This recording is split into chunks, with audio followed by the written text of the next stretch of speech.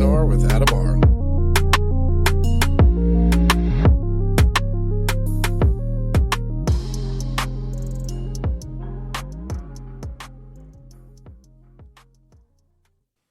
Welcome to 3 PNR. I'm your host, Adam R. And on this episode, I have Lenny DePaul, U.S. Marshal retired, Secret Service retired, and TV personality from Manhunters, and also Hunting Hitler. Lenny, how you doing? Doing great, Adam. Thanks for having me. How you doing? I'm doing great. I'm glad to have you. I much appreciate your time. I've watched your show with Faith, the Manhunter show with Faith. I watched that. Well, you are too kind. That was an interesting show. I mean, I think we shot about 64 episodes, and it certainly was positive press for the U.S. Marshals and all of our task force men and women that are downrange doing God's work every day. So they appreciated the positive press. That's for sure. Yeah, indeed. I mean, and then, even to show that the way they did it with the overhead satellite imaging, or it showed like the map and your different positions and the chemistry with you guys. It was perfect. That was a great show. Yeah, the production company, Morningstar Entertainment, they were ahead of the curve on this stuff, the technology that was utilized. And of course we helped a little bit. I'd say a lot of it. Made some good suggestions, but it did well. I mean, the show was, it lasted 3 seasons, probably should have went longer from what I heard, but it went well. And we're global, as you know. I mean, my task force, the New York, New Jersey Regional Fugitive Task Force is, it's 13 offices within both states, New York and New Jersey, but we're a global operation. Yeah, I personally wish that show was still around, to be honest, especially now, right? Because the dynamic between you and your team on that particular show was great. And these were not just, real detectives, but they were likable people. They were very, you could relate to them, right? They're your everyday person. And it takes away that stigma of them being like a federal agent or a detective, and you see the real person.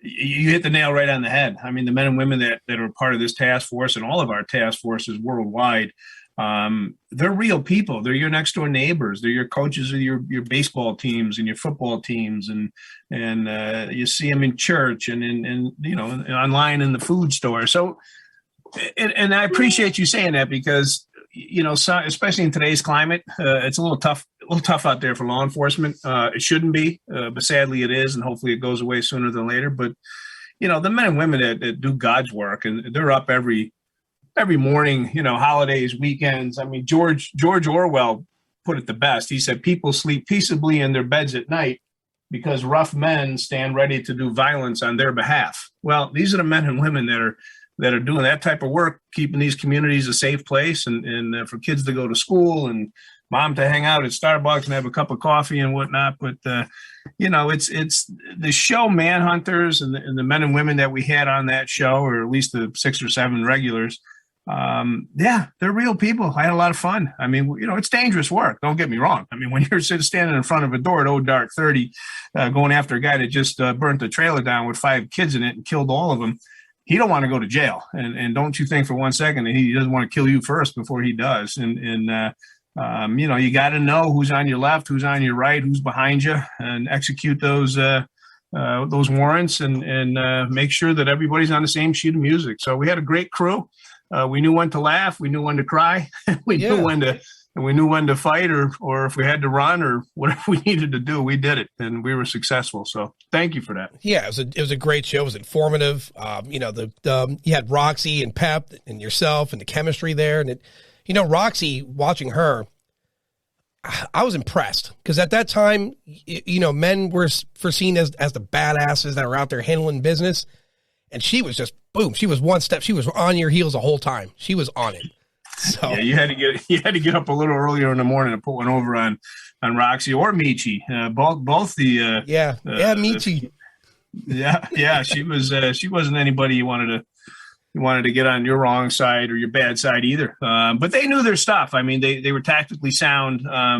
I would go through any door anywhere in the world with both of them, and enjoyed working with them.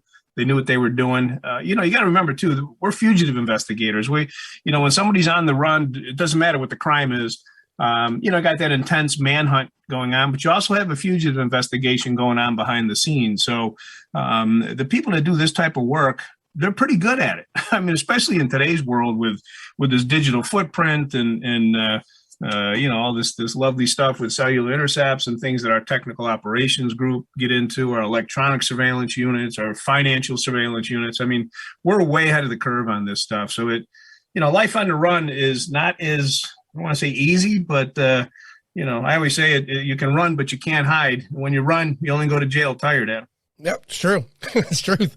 And, watching that show, for me, I was in a position where I became interested in the Marshal Service, even me.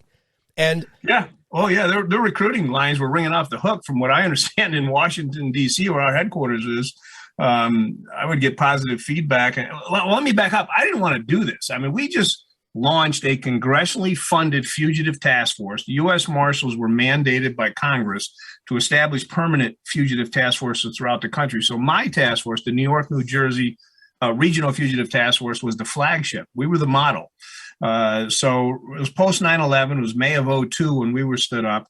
And then I get a call from these producers. They kept calling and calling. And finally, I told our public affairs folks in D.C., I said, look, I don't know what they want. I said, but I have no time for this. I've got the biggest and largest task force of its kind in the world that I'm trying to run. We're congressionally funded. So I kind of punted to those guys. They got back to me and said, Lenny, look, we're congressionally funded. What a great way to show the American taxpayers on how some of their money's being spent.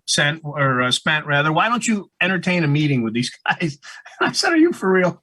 So anyhow, they came in, and there's these two guys from New York. They sat down and they looked around. We had a beautiful office in downtown Manhattan, and they walked in and they said, "Wow, this is great. This is a parole office, right?" And I said, "Well, parole's here, but so is 92 other agencies." And they both looked at each other and they said, "I think we hit the mother lode." So it was like, they had no idea what they were getting into. So fast forward, we. A&E loved it. They came in, and the production company from Los Angeles said, we want to do this. And they signed a contract, and I had I was gone. I mean, 24/7. I was doing real work, and then Hollywood work, and then real work again, and then pickups, and flying around the world. So not to ramble on, but it was a little hectic on my end. No, it was good. It worked out well. Listen, by all means, ramble. I enjoy it. Look, I'm happy to have you on Beyond What You Know, right? This is like starstruck for me. I'm glad you did that show. It put a really positive light. It also informed people what the Marshal Service is. It's not just, it's made up of all like different agencies and some of the best of those agencies. And again, to let people see the agents as people and their perspectives. And I think it was well done. And I think it needs to happen again, especially now. Oh, I'm 100% on board with that. And I mean, with respect to our task force, just to put that into perspective, as the model, I mean, right now there's 8 regional task forces throughout the country. We're on the ground in several countries throughout the world, vulnerable areas, Mexico City and other spots that people love to run to. We're there. So, but our task force, to put it into perspective, I had, and they still do, they have 350 full-time investigators from over 90 different federal, state, local agencies. Think about that. We operated out of 13 offices. We were headquartered in downtown Manhattan. The specific language in the mandate from Congress was to target the most dangerous violent felony fugitives across the globe. And they listed them: terrorists, murderers, rapists, arsonists, gun runners, drug runners, the worst of the worst. So we hit the ground running, and the numbers are staggering, Adam. We were averaging anywhere from 100 to 120 arrests a week just in my region alone of violent predators, every one of them averaging 6 to 8 prior arrests. Those numbers are staggering. And today, the U.S. Marshals Service, they're averaging about anywhere from 70 to 90,000 arrests a year across this country of violent felony fugitives. Those numbers are insane. And they want to defund the police. I almost fell out of my chair when I heard that. Yeah, that kills me to hear that. And I'll tell you why. I mean, when you have incidents where people are walking in stores, taking merchandise and walking out, and the owners not only not do anything, but it's commonplace, and that's terrible. It's awful. It's sad. I mean, it's nuts. I don't get it. I just don't understand. And I get the store owners or the managers or the employees. They don't want to get involved. They don't want to, get sued. Obviously, cell phones are out. Everybody's taking videos. You're watching people load their pillowcases up filled with merchandise and just, walking out the front door, and hopefully somebody prosecutes or makes an arrest later on. But boy, what a message that you're sending people in the downrange, that hey, it's okay if you need to stock up for Christmas, just come to my store. That's nuts. That's stupid. I just don't understand it. I really don't. I said this on another podcast, and let's erase the criminal element for a minute. Let's say your children go missing. You need a large network like law enforcement to put up a web to help find them, like professionals who are in sync and in communication. You're not, and then try to imagine a world where we're trying to justify the law amongst ourselves. I couldn't do it. There's no way, because right. And the U.S. Marshals Service, I mean, we bring a lot to the table. We have, and we work well with the National Center for Missing and Exploited Children.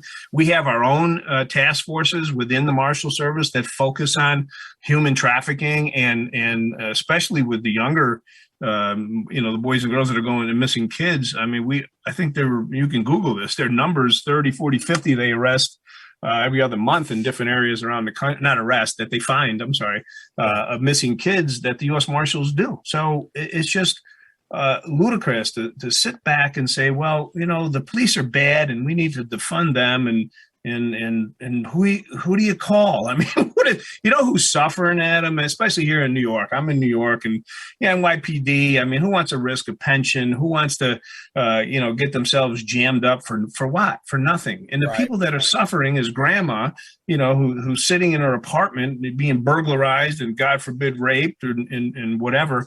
They're not responding, and I kind of get it. It's sad, but it's terrible. It's terrible all the way around, any way you look at it. But people are starting to wake up, though. I'll give you that. They're going to have to. I mean, listen, some isolated incidents happen. I know police brutality exists, no doubt. And yes, of course. And they're on video, no doubt. But what we need more of is positive police videos. And the only you don't see citizens pulling their cameras out when the cops are doing something positive.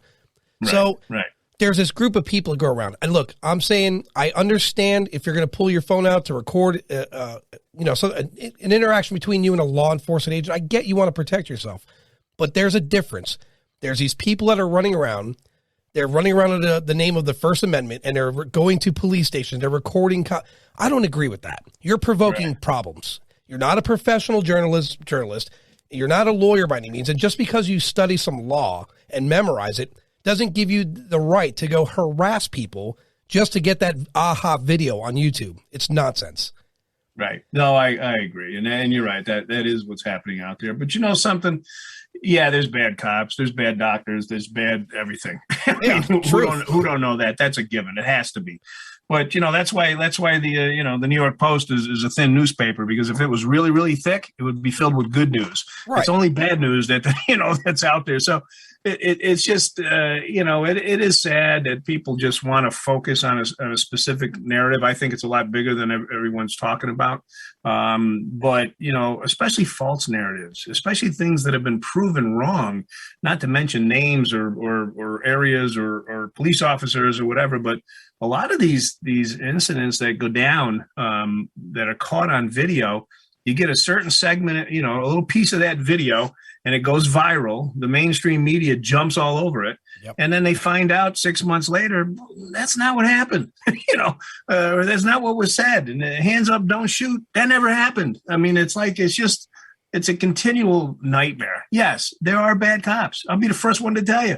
And I spent the past 3 decades in law enforcement hunting down violent predators. Thank God I didn't deal with many, maybe a couple that I can't even remember. But, in my world, when you're going after people that are doing, crazy crimes and homicides and terrorists and whatnot, you don't have time for the nonsense. So, it's like you got to hit the ground running. You have to be well trained, well prepared, tactically sound when you're making an entry at 0:30 in somebody's house or wherever. And you just got to be prepared and you put your life in their hands. And that's, that speaks volumes in itself. Yeah. Here, for me, the big thing, if I could convey any message to the public, when you see positive interactions with police, record that. Feel free. I challenge you to record that. Do you want to be a First Amendment warrior, whatever it is they call themselves? Record the positives. Stop looking to provoke a negative for your likes and just for a video. It drives me crazy when I watch it. I can't stand it. Absolutely. And I've seen a lot of positive videos out there, and thank God, just what you're saying, people are doing, showing the good in police officers around this country, because there is a whole lot of them out there and doing great work and preventing a lot of crimes. And like I said, people sleep peaceably in their beds at night because of the men and women that do this type of work. So God bless them all, man. Yeah, I really think they should bring your show back. I think Manhunter should be back because for me, again, like I watched it and it inspired me to want a part of that. Right. For you, Lenny.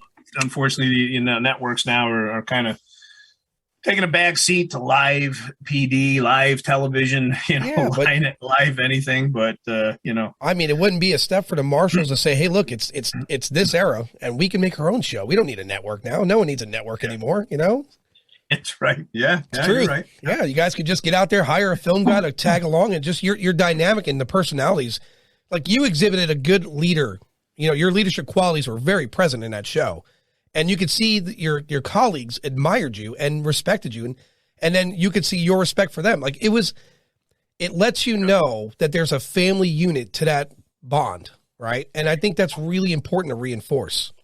Well, you have to be. It's a mutual respect, and I always told them, don't take my kindness for weakness. But they appreciated the way I, held court, if you will, and conducted business, and our results prove that. And when you surround yourself with good people, you got to remember when this task force was stood up in May of 2002, 9/11 just happened. The FBI was focusing on domestic terrorism, and rightfully so. But Congress said, you know what, we got to take a look in our own backyards. There's a lot going on. So that's when they mandated the U.S. Marshals to establish, these permanent fugitive task forces. We had them already, not permanent ones, but within the districts, but not a full-time gig. And I can tell you a little bit about the history with the Marshals Service here in a second. But with respect to, do I still have you? I'm sorry. Yeah, you're good. So, with respect to the task force itself, we had state and local folks in our area, smaller jurisdictions, smaller police departments.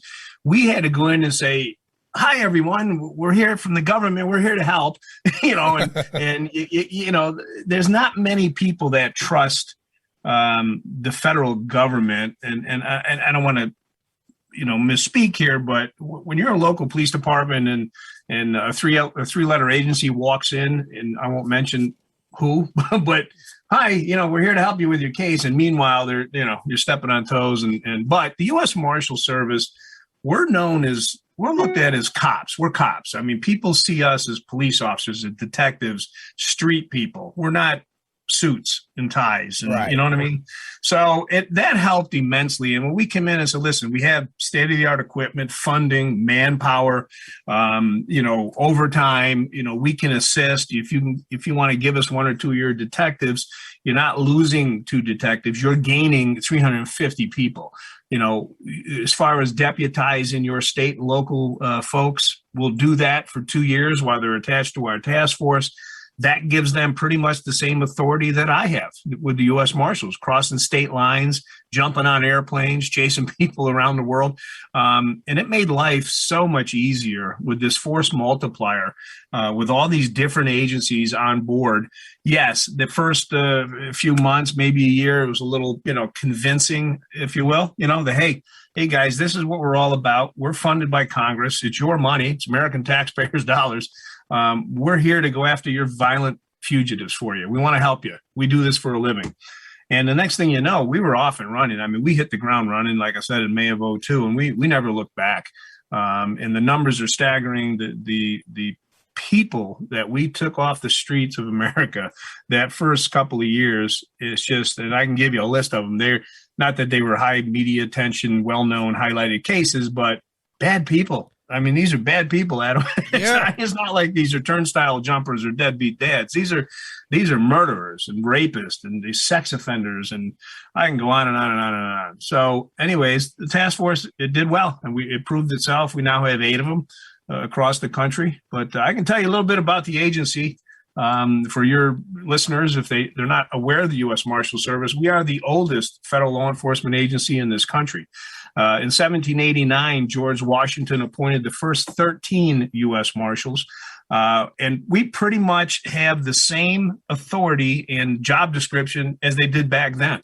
And it's protection of judicial personnel, the U.S. attorneys, and so on. We have the prisoner transportation units, the asset seizure program, where we seize federal assets and until they're adjudicated in court or whatever. And that's houses and fast boats and cars and you name it. We have that program.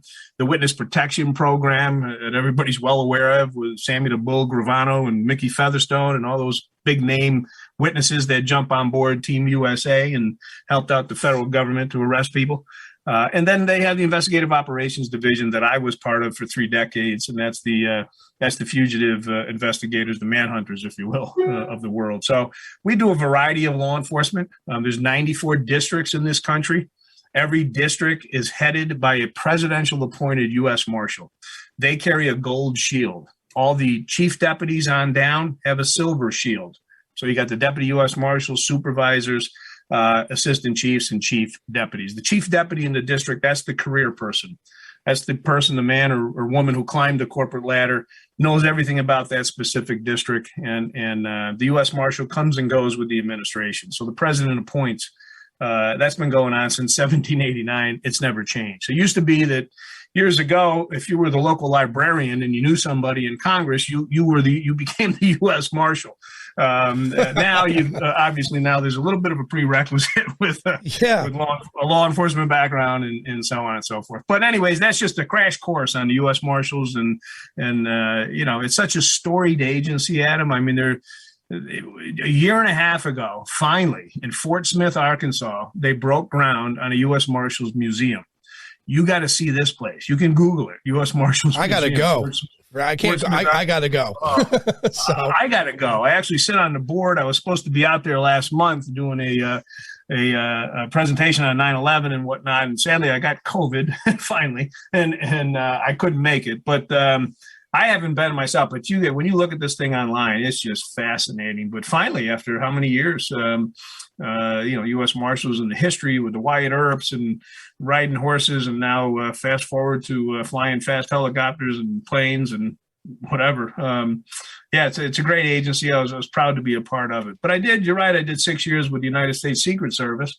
I was in Washington, D.C. for those 6 years, and then I got a call one day from a colleague who went over to the U.S. Marshals. He says, you got to come over to this agency. They just got into the Fugitive program where they're hunting people or jumping up. I said, what the hell's a U.S. Marshal? I had no idea. So he said, you got to do. So anyways, long story short, I did. I applied. Back then, you could do a lateral transfer as a federal agent within the government. They call them 1811s, criminal investigators. And so I did. Took a lateral transfer over, went back to Brooklyn, New York, and that was it. I never looked back. So it's undoubtedly more exciting in the Marshal Service than the Secret Service, right? Well, I mean, the Secret Service is the obvious. I mean, it's a great name. It's certainly, when I was there and I was with President Reagan, I was at the White House actually for 3 years, and when we traveled, they rolled out the red carpet for you. I mean, it's just such a prestigious agency, and you're with the president of the United States, you're with the first family, the vice president, but the investigative side, and again, I'm not bashing anything or anybody, love all our agencies, but credit card fraud, forgery, things that they're doing, computer fraud, that just wasn't my thing. You know what I mean? I wasn't one to sit there and do an investigation and sit on trial for 3 to 5 months. And I needed to be out in the field. Absolutely. Doing what I did for 3 decades, jumping on planes and, jumping across state lines, hunting down people. And there is, I hate to quote people, but Ernest Hemingway, he's another one that put it best. He said, there is no hunting like the hunting of man. And those who have hunted armed men long enough and liked it never cared to do anything else thereafter. It just gets in your blood, Adam. Yeah. I mean, I could see why. I mean, again, to go back to the show, like I remember an episode where you guys were in New York 1 minute, and that day you had to go to Miami, and so I was impressed by that. Like the energy and the enthusiasm to get out there and do it. And you found your guy, by the way, in the show. I was remarkably impressed at the steps and the measures taken. It was flawless. Well, think about prior to that, though. And again, I was in the Warrant Squad, a Fugitive Squad forever.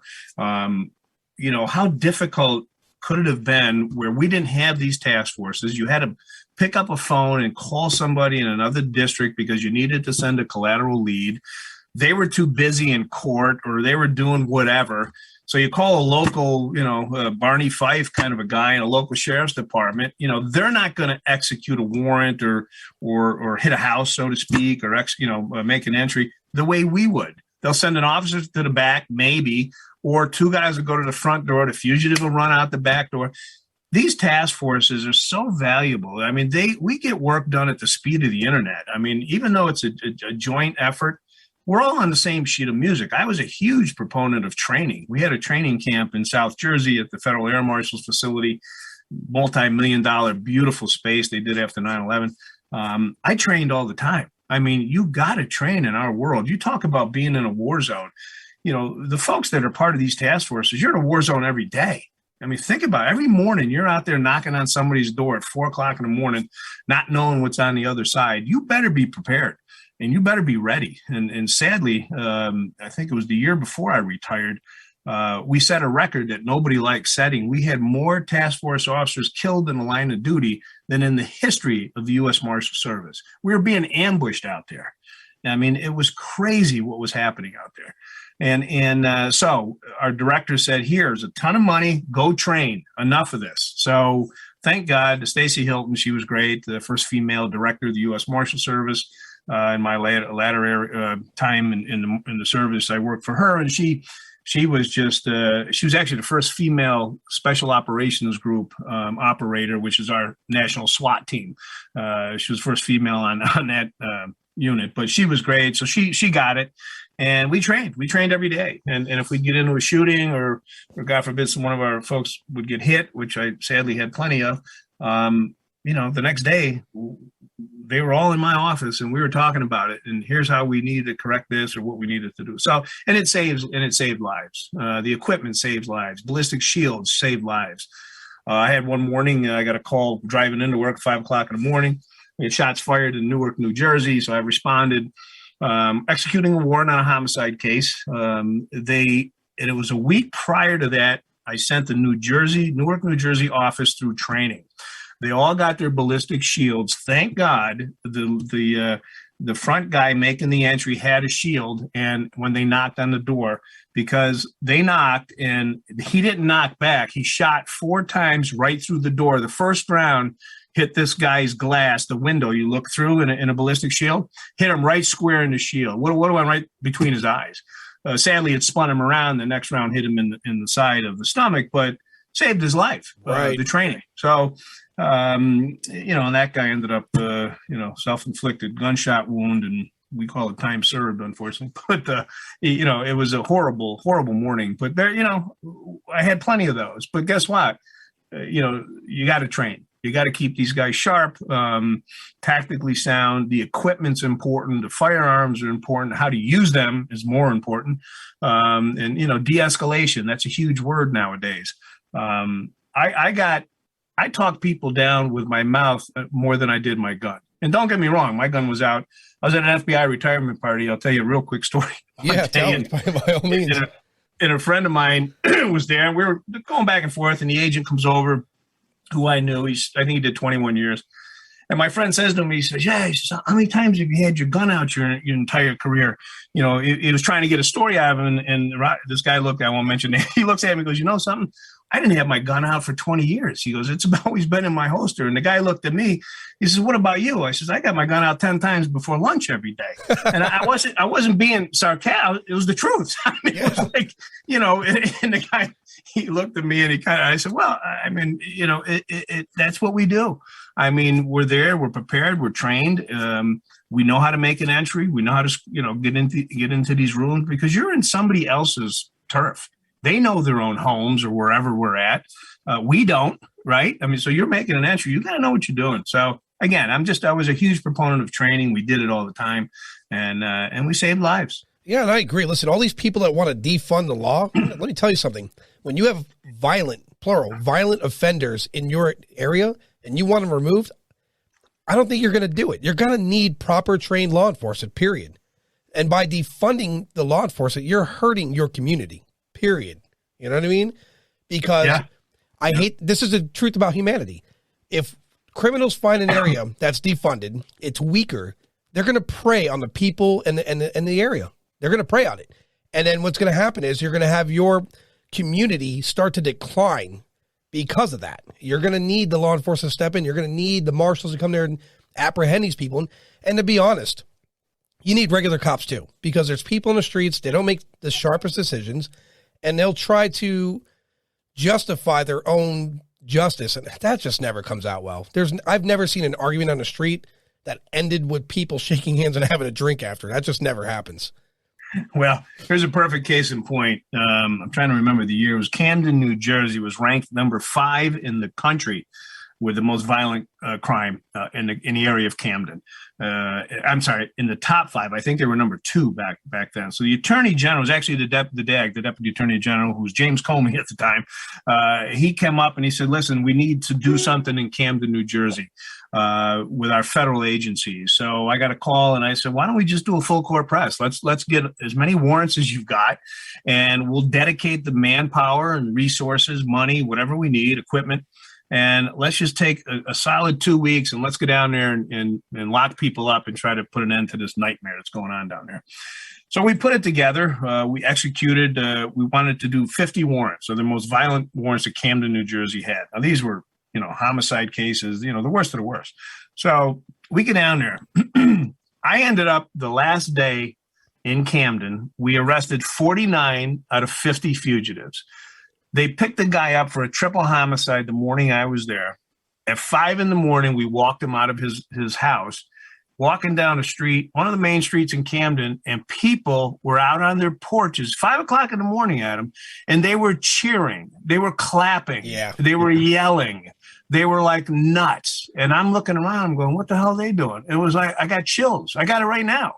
I mean, don't you believe for a second that these people did not appreciate you taking that drug dealer, that heroin seller, that whatever murderer out of their neighborhoods? They loved every minute of it. And that's when you feel good. That's what people need to hear about and see, what these men and women do every day. I mean, they're doing God's work, and it's very unappreciative when you got to hear the nonsense that's going on now in today's world. And like I said, hopefully it just goes away sooner than later. But I'll never forget that morning. And I had a stellar career, and I'm not beating my own chest. I mean, for 3 decades, I did some pretty good work with a lot of great people. But that was one of the highlights of my career when these folks came out and they were just they were clapping. I thought there was a parade behind me. I had no idea. But yeah, they were happy as hell. That's a prime example. I mean, think about those people that they're prisoners in their own neighborhood, right? And that sucks. Yeah. That sucks to say, because you can't have your kids play in concern that, please God, something don't happen to them. Right. And then if you have a violent offender, again, I say this, I don't want to beat a dead horse, but without police, there's no boundaries between you and the violent guy who's going to take full advantage of the idea that there are no police. These communities are scared to death. I mean, these people they live in fear. They sleep with one eye open. They're under a microscope. They're being threatened by these narcotic traffickers and gun dealers and murderers and rapists, and and they've lived there their whole lives. Their whole lives they've lived there. So, they don't want it. I tell you right now, they don't want it. Sadly, I lived my life in the projects and the ghettos and the vulnerable areas that sadly I had to go to every morning, most every morning. Don't get me wrong. But I saw it. I lived it. I mean, I've been in apartments that, mice are running up and down, the hallways, and babies are there with dirty diapers. And I mean, I've seen the worst of the worst. And you sit back and say, how can I help? What do I got to do? I mean, when we did the show Manhunters, I'll never forget this. I was in the Bronx in the projects up there, and I went into this building, and people recognized me in there. And I'll tell you what, I got more friends from that show in areas where normally people would be throwing rocks at me at 4 o'clock in the morning off the rooftops because they knew 5-0 was on the block. The cops were there, and they were there to take one of their own or whatever. But it was funny that myself, Michi, Rocks, whoever, Peppers, any of the guys that were on the show, they really got a pat on the back. And I was nervous as hell when that show came out because, the weight was on my shoulders. Number one, was the director going to be happy with what we were doing? And we're funded by Congress. And what is the American people going to think? And so on and so forth. And you have no idea the sleepless nights I had before episode 1 aired. I'm sure. The pressure of the world's on your shoulders for certain. Right? Forget I had the largest task force of its kind in the world. I'm doing a TV show, and then I got a family that I had to run home to watch the last inning of my son's baseball game. So, it was like, it was nuts. But anyways, I retired a few years ago, so I'm living the life of Riley, doing TV shows now. Good. Speaking of which, Hunting Hitler. Tell me, till I spoken to you, listen, shout out to Race Hobbs from Unx Network. He's what connected us. Yeah, Ray's a great guy. Yep. I was really unaware of that show, and then we'd spoken. I sat down and started watching it, and I was a little shocked to find out that's a thing in South America and other parts of the world, that there's the idea of Nazis have left and they took in camp somewhere. Oh, it was, when I got a call from Carga 7 was the production company, and they had found me and said, listen, here's what we've got. Here's the premise and the outline and our vision of a show. We're going to, our working title is called Hunting Hitler. And I said, Hunting Hitler? And they said, yeah. And of course, the smart ass that I am and everyone else's reaction, isn't he dead? I mean, hasn't he been dead for 160 years? So and they said, well, yeah, but we've just got some recently released FBI documents that we're working with, some MI5, MI6 documents, post World War II, all the intel agencies were still looking for Adolf Hitler. As the narrative, or I'm going to say the false narrative went, Adolf Hitler shot himself in the head, and Eva Braun took a cyanide pill. That's what you were taught in history class, and the war's over, move on. Well, I'm here to tell you that's not what happened. And I was shocked, and I'm not a history buff, but I was probably I didn't even know she took a cyanide pill. That's how, how much I paid attention in history class. But when I first got to Berlin in season 1, and hooked up with these historians and former police officers, I spoke to some people that were in the Hitler Youth Army at the age of 15 years old. You got to hear the stories that these people can't wait to tell you. And being in the bunkers, there's over 90-something miles of bunkers in Berlin. It was fascinating for me to be in these bunkers where Hitler once walked, or the Fuhrer bunker itself. And how he escaped and how he got out of there on a makeshift runway. I mean, it just was endless in this investigation that we did for 3 years. I thought it would be a one and done type of thing. Okay, I'll do it. How many episodes? And I'm laughing, one season, then I'll move on. This thing went on for 3 years. we investigation. I was in Chile. I was South America, Berlin, all over Norway. And the folks I work with, Tim Kennedy, I don't know if you know him. Yeah, Tim Kennedy, you could see in his face, there's a couple of times where I saw his face, you could see the absolute anger in him that this is even a thing, right? That's one guy you don't want to get angry either. No, not at all. Yeah, that guy's he's an MME fighter. He's a belt carrier. I mean, he's a heavy. Yeah. He's a well-rounded machine for real. It still is. I mean, he's definitely a warrior, to put it mildly. But what a great guy, good investigator. Well, he's smart too. He's not just a fighting machine. He's an intelligent person. Oh, sharp as can be. You got, like I say, you got to get up a little earlier in the morning to put one over on him. Yeah. He's good at what he does. But they put together a great team. Bob Baer, former CIA operative, he had the lead in the studio out in L.A. and. I work with a couple of guys, Mike Simpson, he was also a former Green Beret, and Gerard Williams. Gerard wrote the book, Gray. Oh dear, shit's gonna kill me. But anyways, he wrote the book about Hitler, so he was very instrumental in putting that puzzle together and connecting the dots. But as time went on and as these documents were released, I mean, Stalin. All these leaders, they were looking for him post-war. They knew he got out. the big question is, where did he go? I mean, this guy, give the devil his due, Hitler. He was a forward thinker. I was in these bunkers and all over Berlin. These Germans, they know how to build things, man. These walls were 6 to 8 feet of solid concrete. I think our bunker busters today couldn't blow these things up. That's nuts. The way they were built. But yeah, so anyways, it was a great 3 seasons. Hunting Hill was on the History Channel. In fact, it's still airing. I think you can find it somewhere. But it was good. It was their number one show for a while. Yeah, I mean, there's that village in South America that's basically another Germany, right? Oh, you know how many Nazis ended up down in Argentina and down in South America? How did we miss that? High-ranking Nazis. There was a guy by the name of Walter Roth. He was the head of the Gestapo in Italy. He's the guy that invented the mobile gas chamber. He killed over 100,000 people in Germany, Jewish people. So he ended up in Chile in the 70s, where what's his name, Pinochet, who was the leader in. Yeah, I know. So I can't pronounce it. Let me look it up. Yeah, but anyways, you know what I'm talking about. Yeah.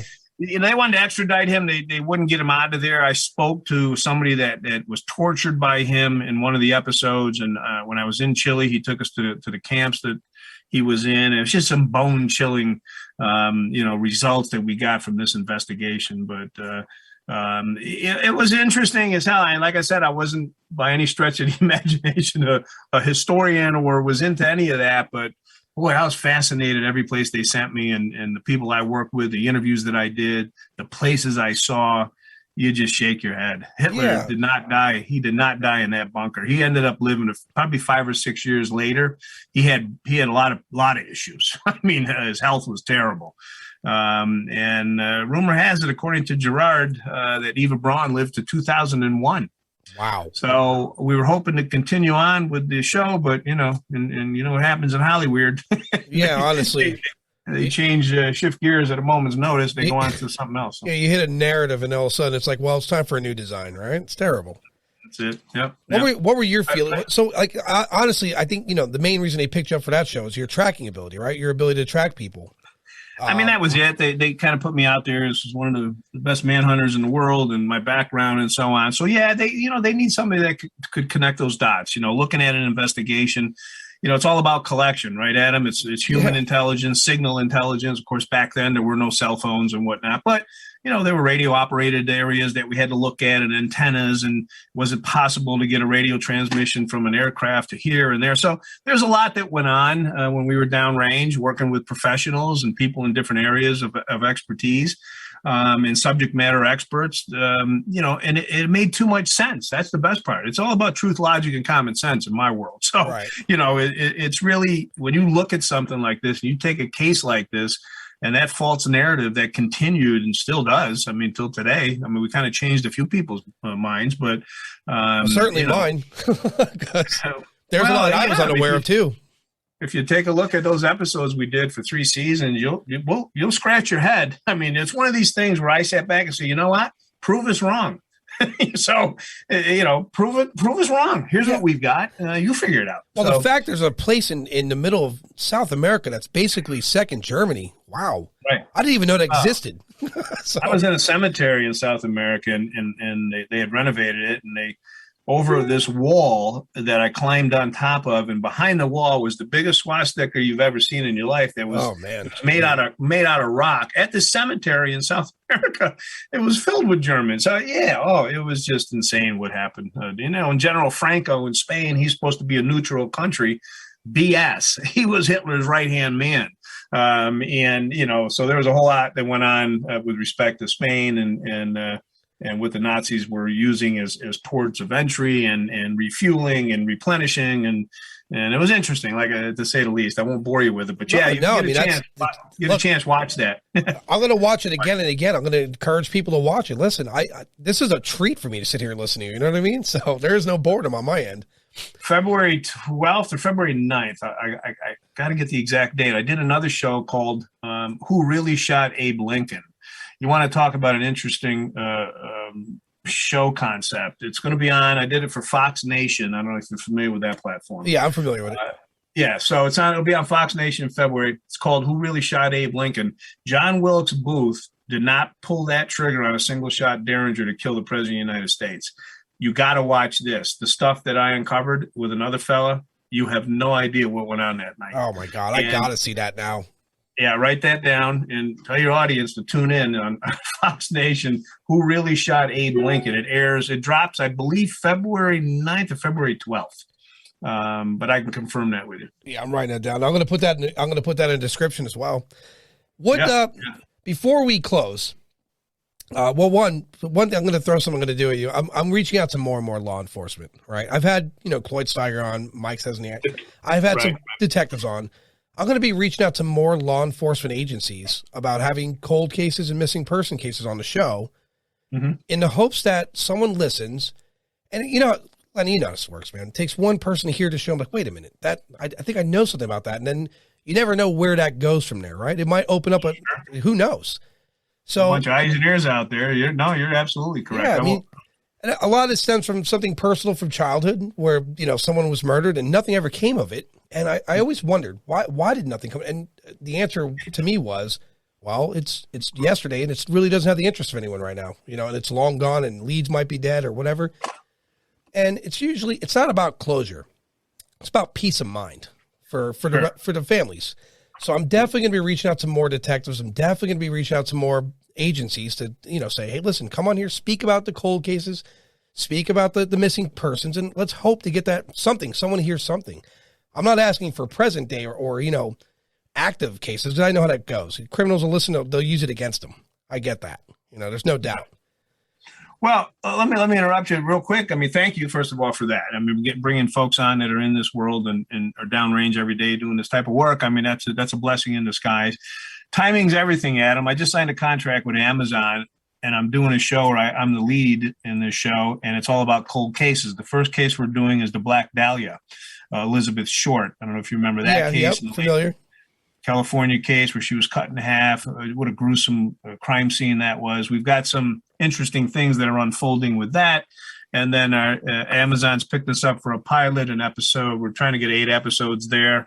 The second case between me, you, and the fence post, and all your listeners, is Jimi Hendrix. And he did not die from an overdose. And it's really going to be some interesting cases that we're putting on Amazon. So I'd be more than happy to help you out with some of this cold case stuff, and maybe we can talk again on here. Yeah. Lenny, I'll have you on as often as you want.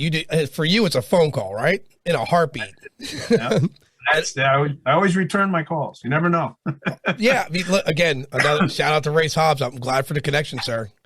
Race Hobbs is a great guy. Yeah, absolutely. And then, I'm not busy enough. My wife was in the fashion business, and she decided during the early onset of COVID that she wanted to stand up a tactical clothing line. So I did launch that. It's called O Dark 30, and I have a website. If you don't mind, I'll throw it out there. No, pull whatever you want on here. It's your platform, man. It's the letter O and then dark, D-A-R-K, the number 30. So odark30.com. Right now, we're just got a bunch of T-shirts and hoodies and stuff, hats on there, just to try to get some brand recognition. But we're doing a full tactical clothing line, soup to nuts, boots, pants, jackets, you name it, we'll have it, and should be interesting. So, I'm going in 20 different directions, Adam. Well, that's look, man, you got that go-getter spirit. And you're going to keep that. Look, you're not getting any younger, though. You know what I mean? Youth is one of those things that you just settle on getting older, right? Some people just settle on it. I don't see that with you, right? You're always on the go. Like every time I've spoken to you so far, you're on the go doing something. So, and I hope to be the same way. I hope to be the same way. You will be. Time waits for no man, but like you said, you're as old as you feel. My father once told me that getting old is not for cowards. So I got to keep going. And I still got a little guy that I'm coaching in football, and he keeps me young. So, yeah, it's all good. It's all positive. Just need to stay healthy and stay safe in today's craziness. What about for the youth of today? They want to get involved with being, I'm going to highlight the show Manhunters. I'm going to get that in the links too. Let's say they want to get involved with law enforcement. They want to get to be the status of a marshal. What are the measures? Just like what? Like I would give any advice. I have a daughter who's a junior in college in North Carolina. She's majoring in criminal justice. Now, she's not a street cop. She's more into the cyber stuff and the computer fraud kind of thing. And God bless her. She loves it. I would encourage anyone to focus on that. Keep yourself clean, keep yourself in shape. Any of these federal agencies, they put you through these intense, I want to say boot camps, and then, physically and of course mentally, and as far as academically, you got to stay sharp, keep your grades up and whatnot. Any agency you apply for on the federal side, there's a prerequisite. You do need a 4-year degree to become a federal agent. That's an 1811, which is a criminal investigator within the government. That's what I was. And, nowadays, a lot of competition. I mean, we get 50, 60,000 applicants and they push through one class of 40. So it's, it's difficult. And, the hiring process, that in itself is an art. When, if you get as far as the interview itself, you got a 3-person panel interview. A lot of it is the obvious, how you present yourself, how you respond to questions. I sat on the interview panel in New York City for 7 years, and some of the applicants that would come in ranged from anywhere from Rambo to the most meek and mild person that wouldn't pull a trigger on a gun if their life depended on it, or their partner. So I've seen both ends of the spectrum, right. And it was interesting. To sit there, and it's a structured interview, but then we went offline and I put them in real life situations that I've been in just to see how they would react. And you just we want to see you use your head. I mean, it's all about thinking. It's all about, get on your radio, call for backup. You don't always have to pull your weapon. You don't always have to pull that trigger. I would put them in no-win situations just to see them react. One of them was where, you hit a door at old dark 30 in the morning. The fugitive runs into the bedroom. You run behind him. You got him on his bed. He's subdued. Everything's fine. You're getting clothes on him, and the closet door opens up, and it's his 13-year-old little girl with a gun saying, "Let my daddy go. What are you going to, or I'm going to kill you. What are you going to do?" Yeah. And you're the partner standing at the bedroom door, and you got the little girl at gunpoint. You're going to shoot her? And it's a no-win situation. Yeah, I'm going to shoot her. Okay, well, good. You shoot her. The next morning, in the front page of the New York Post says, U.S. Marshal kills 13-year-old girl with a water pistol. Now what are you going to do? Yeah. So it just, you care, but you want to see how somebody's going to react. Well, I can't shoot her. Well, you can. Okay, now your partner's dead. Go tell his wife that, but you just want to see. So you got to think out loud, think outside the box. Again, your record's got to be clean. Driving's important. You don't need no drunk driving. Stay away from drugs. Have fun in college, whatever you do.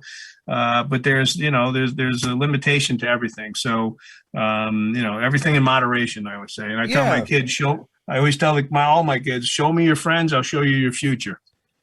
That's true. Yeah. Something my father said to me a long time ago made sense. Yeah. Yeah. I agree wholeheartedly with that. Like, I'm excited for it. I really want to get the word out there.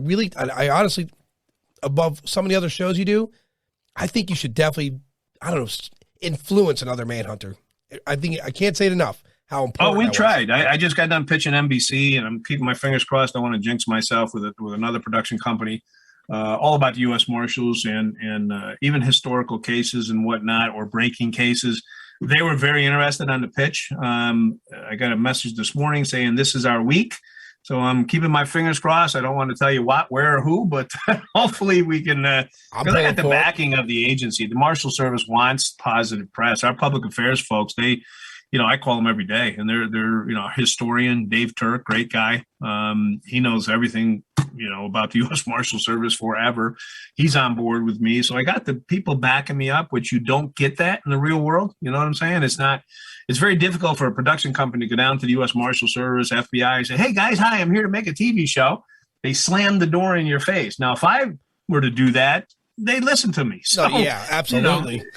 Right. And because I've proven not only myself, but others that we want positive stuff for law enforcement, and they trust me. So, yeah, it's the networks though. Everybody's so worried about cops. Yeah. And the agenda and social media like that. Oh, so, yeah. You have to know something, Adam. I'm going to tell you, nobody likes a warrior until the enemy's at the gate. And then, they're your best friend. So I don't care what anyone says to you or anyone. They're all full of what. Because, like I just said, nobody likes a warrior until the enemy's at the gate. Yeah. You know who else said that was Achilles. Same thing. I'm unnecessary till I'm necessary. Well, there you go. That's the truth. Sadly, it is. I mean, because who else is going to do it? Not, not many. Yeah, these people running around pointing cameras and starting provoking issues. Yeah, when the murderers show up, you get your camera pointed at that guy. Let me know how that works out. Well, you saw the rioting that went on last year and whatnot, and then when the defecation hit the ventilation, who did they call? Somebody called the police. Somebody called 911. I'm sitting, I'm watching television, I'm just laughing. I'm like, are they real? Is this real?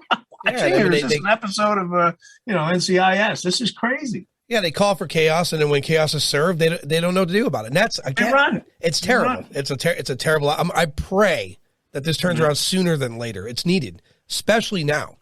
Oh, it will. Not just that, but here's another message for people. For our enemies that are overseas that we call enemy, or whether we know they're enemy or not, this is pure entertainment for them. We're doing them a favor. Right? Yeah, but you know something? We got some pretty good warriors that are on our side, and I still keep my finger on the pulse. I still do stuff with the government, and I get a little bit of a better insight than the average person, and we are still feared, even though whether you like this administration or not. Yes, on an international stage, we're not looking that good right now, sadly. Right. But they still fear us because of the real Tim Kennedys of the world that are out there. Yeah, man. Listen, I have no political position whatsoever. I'm a neutral, right? And I have this saying I live by. It's if you want a religion, humanity. If you want a race, human. And if you want a place of origin, call it Earth. Let's make it simple. Well said. No, I'm 100% behind you. I just cannot stand the way people just try to provoke this craziness. It doesn't make any sense to me. I am not prejudiced. I've worked with everyone in my entire career. I've arrested all different colors, shapes, and sizes. It doesn't matter to me. And people ask me that all the time. I'm like, hey guys, I'm knocking on mom's door at 5 o'clock and I tell mom, listen, no one invited me here. Your son did. He's the one that killed 3 people. What are you yelling at me for? Right. It's kind of like, and it's just, these people the race card thing, that's on life support. Get over it. We're America. We're all together here, people. Yeah. Let's do this. How about 9/11 when everybody came together in New York City? We were hugging and kissing. Let's get back to that. Let's laugh and have some fun and protect the good old US of A, because God bless America. There's no other country like it. Stop trying to ruin us, because that's what some of these people are doing. For what reason? I have no idea. It's bizarre. And that's why I keep going back to Manhunters. That show changed a lot of me. You see you and the group of people you had, that's the face of American law enforcement right there. Right. That diversity's there, the kinship's there. Right. It was perfection in my eyes. Well, we didn't see color. We didn't see gender. We didn't care. We wanted to go home alive, laugh, and have some fun, and we knew when to get serious, and that was the best part. So, we enjoyed ourselves. It was a positive show. I think the bad guys even liked us. Yeah, of course they did. It was. I think I'm glad you said that. There was an episode where one of the guys being apprehended, he knew it was you guys, and I could see him glance at the camera a little bit, like he was smiling. Right. So. Yeah. No, I can't tell you how many times that happened to me where, and I'm talking about bad people, murderers. But once they're apprehended and you could take the most vicious, person out there, fugitive, whatever, and they become so meek and mild and kind of appreciate that it's over, that they're on the run. Don't get me wrong. There's a lot of suicide by cops people out there. There's a lot of people who take their own lives or shoot it out with you or whatever. But thank God on the average, most of these people, they kind of throw their hands up and say, all right, I screwed up. I'll go to court and hope for the best. So, hey, we go on to the next, 5,000 cases. It's just, for us, it's a job. Yeah. You set the gold standard as far as law enforcement, right? And you had you had someone like Pep on the show. For me, very relatable. Right, that guy was out of New Jersey. He was a detective. He was just, his approach to everything was, I identified with him. I remember that a lot. I loved watching him and you guys. Yeah. Pepper's one of the best. He's still a good friend. We still talk today. And he, he's in Newark, New Jersey. You don't get any crazier than that place. No, honestly. And, he hit the ground running, Pep, and just a pleasure to work with, knew his stuff. I'd go through any door with him, anytime, any day, any time of the day. It didn't matter. And again, all the folks that worked back in with me back on that show, or even in the office, all 350 of them, I vetted them all and brought them on board. And these people are warriors. I mean, they're up, 7 days a week, holidays, weekends. And again, we hit the ground running after 9/11, and they are still going. And it's been a little bit of a speed bump, I'll say, with what's gone on the last couple of years, but they're still doing God's work, and they're still taking these violent predators off the streets of America. And that's what it's all about. And they're needed and appreciated, man. I appreciate it. I thank you. Thank you. I salute you for your kind words and everything else. And I'm hoping there's others out there that listen to this, this podcast and just carry on, because, hey, we're just here to make these communities a safe place. And thank God there's people that are out there doing this type of work. Yeah. And it's needed. We need it bad. And I would really like to help spread that message too. Yeah. Well, people are starting to wake up, especially in these areas that were shut down and defund the police. And that kind of went south in this last election. And look at Virginia. I mean, people are just waking up, and enough's enough. This is America. Nobody wants a good American doesn't want a progressive America. They want to all get along. Let's have some fun and bring it back to the Reagan era. I'm prejudiced. I worked with President Reagan for years, and peace through strength, and let's move on. So I'm praying every day. Yeah. Even Reagan said it himself, in the face of like an alien invader, we definitely have to side with all of us, right? We would have only us, because they're not going to care about your color or your religion or your policy. Right. They don't care about that. If they're coming here to be evil, well, they're not going to care what the differences are. They're going to handle us as all the same. You talk about a guy with charisma. I mean, Ronald Reagan walked in a room, he just glowed. He had this aura about him. I don't care if it was Gandhi, Margaret Thatcher, Gorbachev.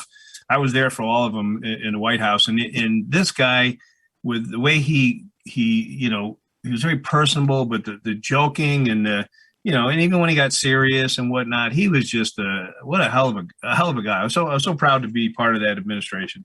Do you miss that ever? Like just being a part of Secret Service? I miss the camaraderie. I stayed friendly with like Oliver North. I don't know if you remember him. Yeah. Colonel Oliver Yep. North. And folks from that era.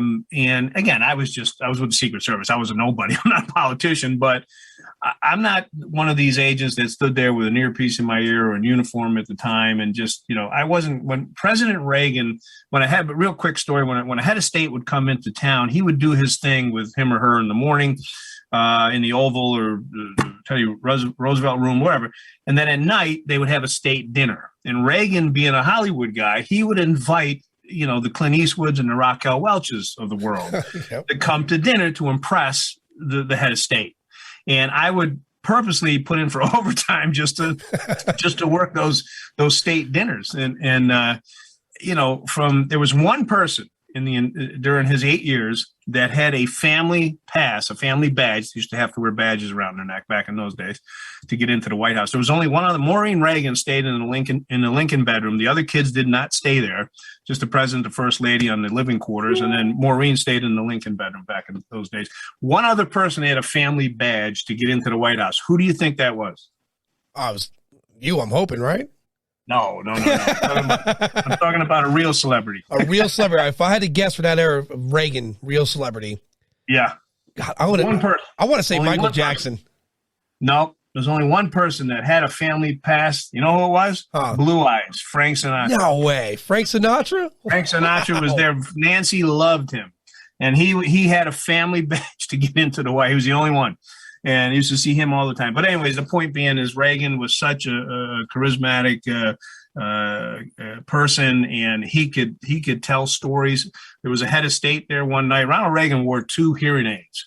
Now, not a lot of people knew that. So one night, I forgot the head of state that was in town. I was working. I was in the back kitchen where he came down the back elevator, goes through the kitchen and into the state dining room. So I get over my radio.